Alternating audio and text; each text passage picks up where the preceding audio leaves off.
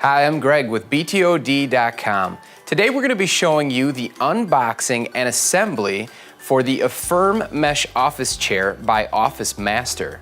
So one thing I want to talk about right away is how to expect the delivery of your new Affirm chair. You can see this is a large box, but it still ships via FedEx Ground.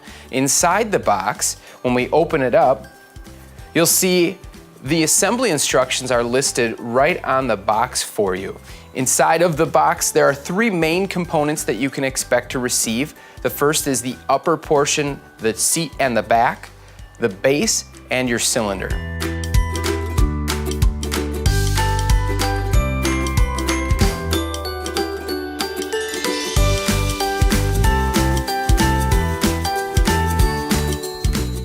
So we now have all of our components out of the box. The first thing that you'll notice, the casters are pre-assembled to the 5-star base. So what we'll need to do is take off the red cap, slide our cylinder into the base, and then get some assistance because this is heavy, but we'll need to attach the seat and the back to the bottom of the chair.